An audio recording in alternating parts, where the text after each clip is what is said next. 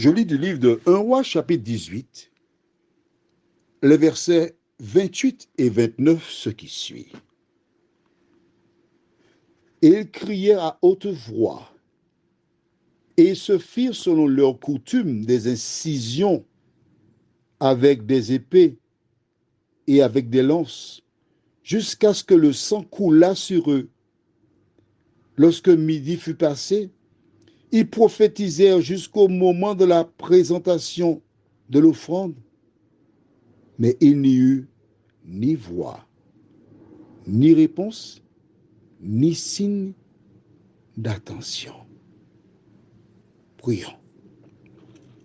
Seigneur, nous allons une fois de plus ouvrir le Saint-Livre, que le Saint-Esprit nous éclaire,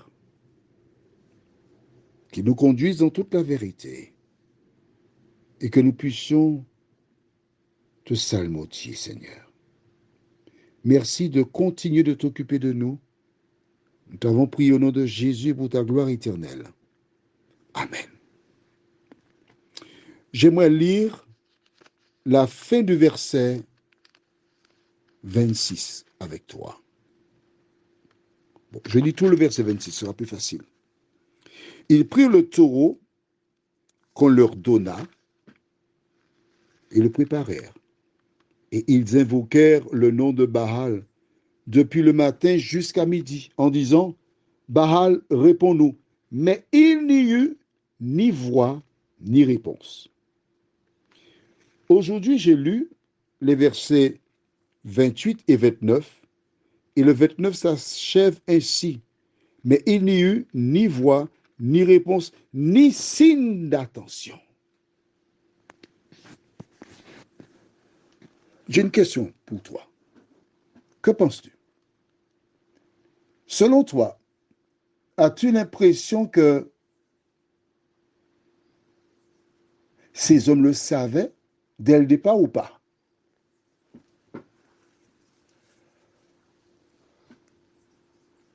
Savaient-ils qu'ils étaient dans l'erreur? On pourrait peut-être le penser. Mais moi, je crois qu'ils n'étaient pas convaincus d'être dans l'erreur.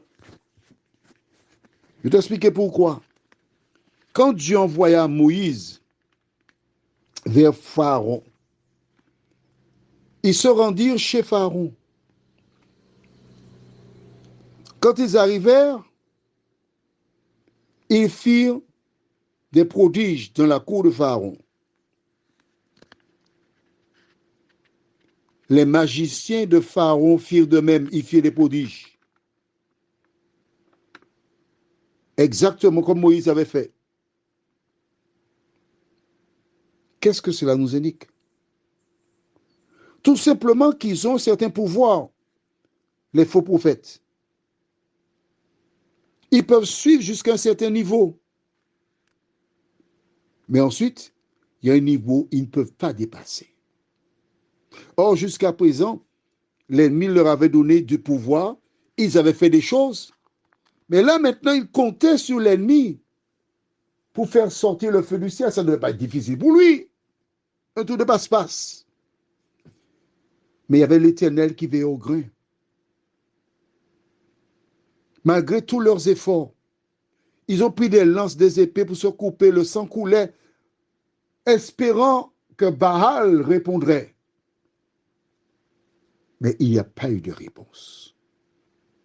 Et toi, note qu'ils étaient les plus nombreux.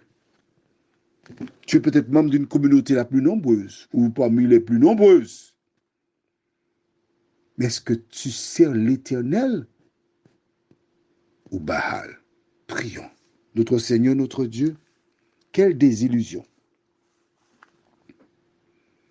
Ils ont échoué lamentablement. Il n'y a rien eu. Quelle déception de réaliser à cet âge et à ce moment qu'ils étaient dans l'erreur. Seigneur, merci de nous éclairer et de nous garder. Permets que nous puissions, nous, à notre tour, regarder, chercher, voir, reconnaître si nous sommes dans la vérité. Cette grâce, nous te la réclamons au nom de Jésus pour ta gloire éternelle. Amen.